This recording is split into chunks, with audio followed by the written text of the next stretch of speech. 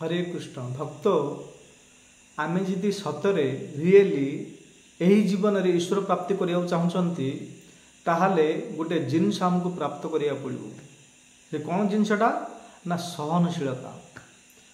आमे जदि भक्ति करूचंती सहनशीलता आम पाखे नाही ताहले आमे ईश्वर प्राप्ति करि परिबा नाही। आ दुई नंबर क्रोध को कंट्रोल जदि करि पारु नाहंती क्रोध हाँ ताहले आमे ईश्वर प्राप्ति करि परिबा नाही। ए दुईटा जिनस बहुत बहुत माने निहाती आवश्यक। आमको सहनशीलता हेबाटा निहाती आवश्यक। क्रोध को कंट्रोल करिया को बाध्य ही पड़ो। तो ए सहनशीलता आसीबो केमिति ए विषय रे आमर दृष्टांत महासागर रे बहुत गोटे सुंदर उदाहरण अच्छी। आपण माने मुंबई महाराष्ट्र जाइथिबे से महाराष्ट्र रे जड़े महान संत थिले जांक ना एकनाथ महाराज। एकनाथ महाराज भगवान विष्णु कृष्ण विठलंकर भक्त थिले। आउ तांको पाखे बहुत सहनशीलता थिला। सहनशील बहुत सहन करथिले। दिने एकनाथ महाराज चंद्रभागा नदी जो गोटे महाराष्ट्र आप जी चंद्रभागा गोटे सुंदर नदी अच्छी जो आषाढ़ एकादशी को बहुत गहली होती। सबू भगवान को विठल भगवान को दर्शन करने बहुत देश विदेश बहुत लोक मैंने आसती। चंद्रभागा नदी आपड़ के महाराष्ट्र गले चंद्रभागा नदी जी से स्नान करेंगे पवित्र नदी। तो एकनाथ महाराज दिने से चंद्रभागा नदी को स्नान करने जाइए।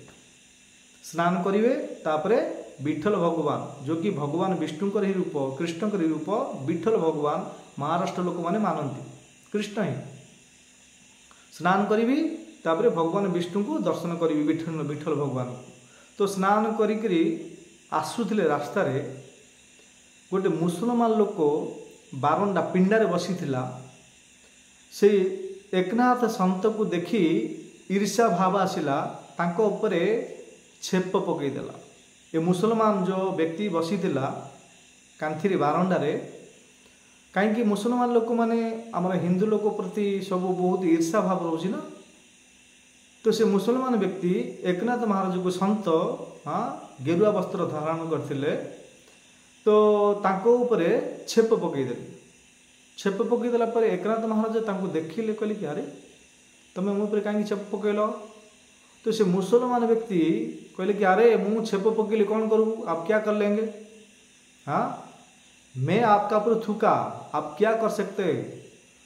हाँ तो एकनाथ महाराज भाविले कि अच्छा ये तो रजगुणी व्यक्तिटा ये क्रोधित व्यक्तिटा आ सहित झगड़ा हो फायदा कौन हम समय बर्बाद हम ये समय मूल्यवान समय आ सहित झगड़ा कहीं लगे। तो एकनाथ भाभी तांको किसी प्रत्युत्तर किसी कहलेनी। पुणी चंद्रभागा नदी गले स्नान करी पुणी आसिले। नदी गले ताकू किसी कहना कहीं कहले किसी फायदा नहीं ना। ये क्रोधित व्यक्ति आ पाखे सहनशीलता ना ये व्यक्ति पाखे कह उल्टा कह कि न कही एकनाथ महाराज भाविले कि अच्छा आपको कहलाटा भल आउ थे जाकि नदी में स्नान करदेवाटा भल। तो चंद्रभागा नदी गले पुणी स्नान करी आउ थे आसिले। आउ थे आसला से मुसलमान व्यक्ति पान तो खाई पूरा लाल लाल पाटी कर रखी सी मुसलमान व्यक्ति एकनाथ महाराज ऊपर आउ थे छेप पकईला। तो एकनाथ महाराज से किसी क्रोधित होना देखो केते सहनशीलता गोटे साधु गोटे भक्त को केमी सहनशीलता होगा दरकार ये आमको शिक्षा मिलूँ। हाँ प्रथम थर स्नान माने प्रथम थर छेप पकईला स्नान करिया गले द्वितीय थर जो आसिले आउ थे छेप पकईले आम पर जो लोक होता हाँ होता झगड़ा होता परंतु एकनाथ महाराज देख के सहनशीलता आउ थे छेप पकईदेला। छेप पकईला एकनाथ महाराज देखिला सी लाल आखि देखिला कहले कि अरे क्या कर लेगा तू मैं थूकूंगा ही थूकूंगा तू कुछ नहीं कर सकता है। तो एकनाथ महाराज पुणी आउ थे गले द्वितीय थर चंद्रभागा नदी को स्नान करिया गले। पुणी स्नान करके आसला तृतीय थर आउ थे छेप पकईला। एकनाथ महाराज किसी मत कहना सहन कर आउ थे स्नान करा माने ए प्रकार एकनाथ महाराज चंद्रभागा नदी में स्नान करने जाऊँ। स्नान करके आसला से मुसलमान व्यक्ति आउ थे थुकुची एमती छेप पकई पकई पकई पकई 10 थर प्राय 10 थर से मुसलमान व्यक्ति एकनाथ महाराज छेप पकई आउ एकनाथ महाराज तांको गोटे थर मध्य किछि क्रोधित होना क्रोधित होना से मुसलमान आउ किछि मध्य प्रत्युत्तर देना केते सहनशीलता 10 थर छेप पकेला पर आम कौन छाड़ा आम निश्चित रूप से भगवान मिले कि न मिले भक्ति छाड़देवा तार झगड़ा हो परंतु केते सहन माने भक्त जो साधु कौन सेमती हो ये जो सहनशीलता हूँ भक्तर आभूषण। हाँ आमर भागवत तृतीय स्कंदे कपिल देव भगवान कहते भक्तर लक्षण प्रथम लक्षण हूँ सहनशीलता। तितिक्षा कारुणिका सुहृद सर्वदेहिना अजात शत्रव शांता साधव साधुभूषणा। तितिक्षार अर्थ हूँ सहनशीलता। जी आम भक्ति करुँच भक्त होती जे आम पाखे सहनशीलता नाई आमे केबे मध्य ईश्वर को प्राप्त करि पारिबे नाही भूली जीवाटा दरकार। सहनशीलता निहाती आवश्यक प्रथम आभूषण ये प्रथम लक्षण प्रथम गुण। तो एकनाथ महाराज किछि मध्य कहि ना 10 थर से पान खाइथिला जो तार पान मध्य सरीगला छेप पकई पकई गोटे थर मध्य रागी ना क्रोधित होई ना केते सहनशील देखंतु एकनाथ महाराज। हाँ तापरे जेतले 11 थर 10 थर तो छेप पकईला 11 थर जिते स्नान करी आसुचंती आउ से मुसलमान व्यक्ति जो पान खाइला तार पान ना छेप सरीगला। हाँ तो 11 थर जो आसला पूरा छेप पकईनी से मुसलमान माने एत बड़ ईर्षालु व्यक्ति मध्य तार हृदय माने द्रवीभूत हो गला। हाँ माने पाषाण परि हृदय मध्य पत्थर परि हृदय मध्य द्रवीभूत हो साधु सन्त को दर्शन कले देखिले। हाँ से आमर शास्त्र वर्णन कर भजन वैष्णव भजन वर्णन कर गंगार परस हईले पश्चाते पावन दर्शने पवित्र करो ए तोमार गुण। माने साधु सन्त महात्मा माने भजन करी करी तांकर शरीर को एतिक शुद्धता कर दउचंती तांको दर्शन मात्रे।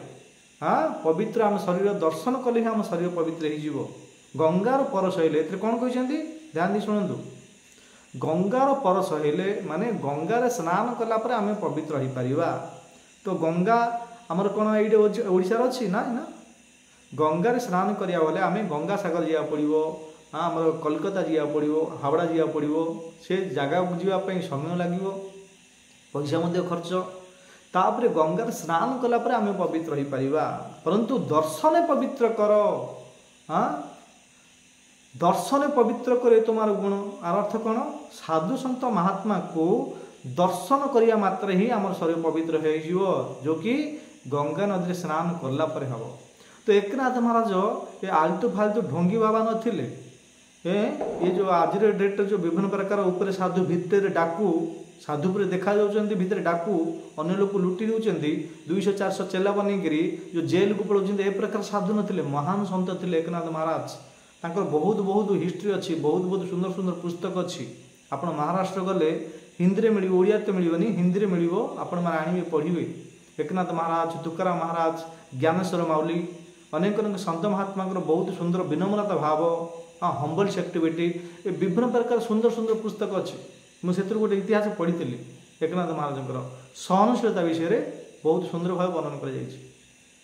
तो जिते एकनाथ महाराज हाँ 10 थर तो थुंपी सी छेप पकई 11 थर जो आसिले ये सन्त महात्मा को दर्शन करी एत बड़ ईर्षालु लोक मुसलमान मध्य तार हृदय द्रवीभूत हो गला पाषाण पर हृदय मध्य तार तरली गला।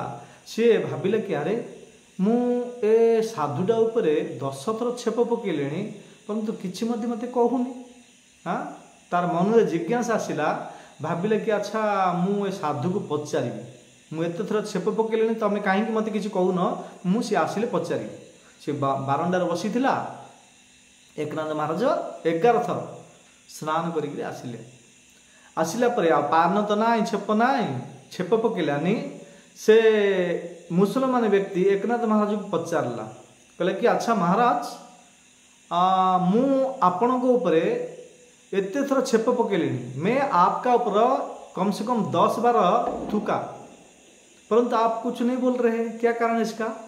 हाँ आर अर्थ कौन ओडिया रे कौन कहूँ ओडिया रे कौन ओडिया रे कहीदे सी हिंदी रे कही कि आपण मु 10 थर प्राय 10 थर छेप पकेले परंतु आपण किसी कहूना कहीं। तो एकनाथ महाराज कौन कही कि अच्छा है से मुसलमान व्यक्ति को कहले कि अगर आप मेरा ऊपर 10 बार ना थूका होता तो ये चंद्रभागा नदी में मुझे 10 बार स्नान करने के लिए नहीं मिलता। हाँ हे मुसलमान तुम जदि मो ऊपर 10 थर छेप पकई न था ताहले एते सुंदर पवित्र नदी जो चंद्रभागा नदी रे गोटे थर स्नान कला पर जीवन सार्थक हो जाउची सफल हो जाउची शरीर शुद्ध हो जाउची। हाँ तुम जदि मो ऊपर 10 थर छेप न पकई था एते पवित्र नदी रे मते 10 थर स्नान करिया को कोड मिल थांता।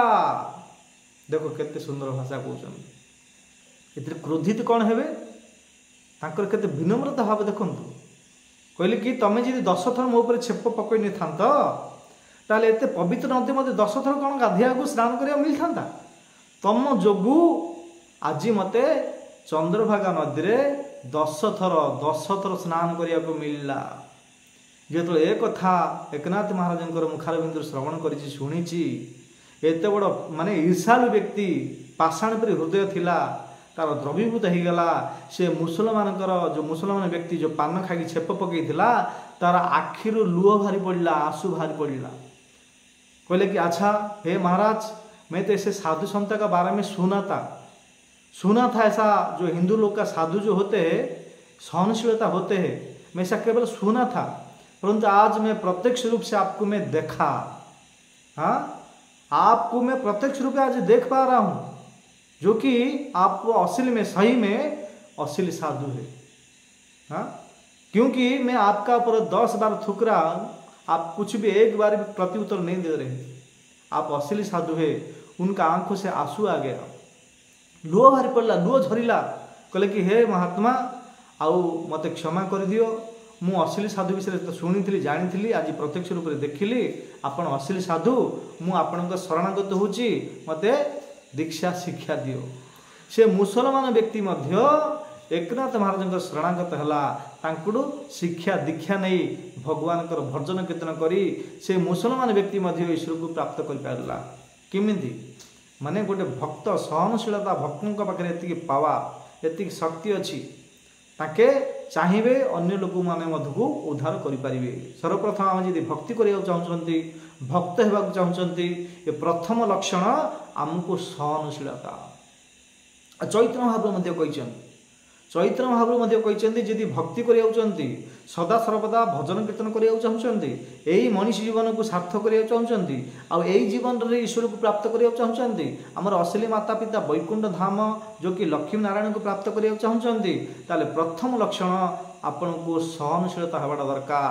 कहले तो हेनी ताके श्लोक माध्यम माने श्लोक माध्यम बहुत सुंदर भाव वर्णन कर आमर शिक्षाष्टकम 3 नंबर श्लोक जो 8टा श्लोक लिखिं चैत्र महाप्रभु ताले 3 नंबर श्लोकटा कौन आपड़ जब शिक्षाष्टकम जदि ना इंटरनेट माध्यम मोबाइल सर्च करेंगे शिक्षाष्टकम से आसो चैत्र महाप्रभु किसी ना केवल 8टा श्लोक देते 8टा श्लोक ही संपूर्ण वेद अच्छी। से 3 नंबर श्लोकटा कौन ना तृणादपि सुनिचेन तर रिव सहिष्णुना अमाने न मान देन कीर्तनीय सदा हरि।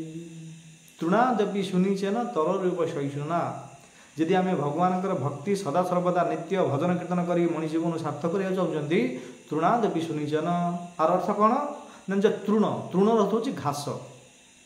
हाँ घासटू अधिक विनम्रता भाव होगा दरकार। घास उपर आम जो गोड़ रखुच्च चलुँच घास नई जामको किसी कहूनी नई जाऊे उठी जाऊँगी से प्रकार पदा लोक बाहर लोक मैंने आमको भगवान भक्ति कलापर विभिन्न प्रकार बाधा विघ्न संकट सब देवे सहन करवा दरकार। कार भी सहन ना तृणांत भी सुनिचन घासटू अधिक विनम्रता भाव घासटू बहुत विनम्रता भाव दरकार विनम्रता भाव आउ कौन कहते तृणांत भी सुनिचेन तररिव सहिष्णुता सहिष्णुता जब चाहते भक्ति करने चाहते सहिष्णुता गछटू शिखु चैतन्य महाप्रभु कहते गछटू शिखतु तर रूप सहिष्णुता गछ केते सहन करुच्ची आम काटी धरी जाऊँच तार शाखा प्रशाख को हाणी दौरान काटी दौरान हाँ तार डाल काटुच्च गछ को काटी दौचे गछ को काटी दौरान से किसी तार प्रति उत्तर किसी दौन केते सहन करुच्ची आहरी खरा रहीकि आमको छाई प्रदान करुच्ची हाँ केते सहन माने गछटू अधिक सहिष्णुता होगा दरकार आउ घासटू अधिक विनम्रता भाव होगा दरकार ताहले कीर्तनीय सदा हरि सदा सर्वदा आम कीर्तन करी भगवान को ईश्वर को ए जीवन में प्राप्त करिपरिबा। तो कौन कहते सर्वप्रथम सहिष्णुता सहिष्णुता हाँपाई हेले आमको कौन करिया पड़िबो जहाँ किसी पदारू बाहर लोक मैंने जो अच्छा जहाँ किसी कहे निंदा करेंगे कपटी करेंगे हिंसा करेंगे आमको सहन करिया पड़िबो यदि सहन करि परिबा नाही ताहले ए वैष्णव हो पारिबा नाही वैष्णव बिना विष्णु ना वैष्णव बिना उद्धार ना वैष्णव होगा एत आसान ना वैष्णव बिना विष्णु ना माने वैष्णव बिना उद्धार ना आ वैष्णव होगा एत आसान एत सहज ना से वैष्णव जब होगा चाहते मनीष जीवन को ईश्वर को प्राप्त करने चाहते ये 84 लक्ष जोनि पार होगा चाहते ये मर्त्यमंडल को आसवा चाहूना जन्म दुजराबादी जो दुखरू निवृत्त होगा चाहते ताले आमको भक्त बनवा पड़ो भक्तर प्रथम लक्षण हूँ सहिष्णुता सहनशीलता हाँ ये हूँ आभूषण आपको जब प्राप्त करवा निश्चित रूप से आम यही जीवन में ईश्वर को प्राप्त कर बहुत बहुत धन्यवाद। हरे कृष्ण।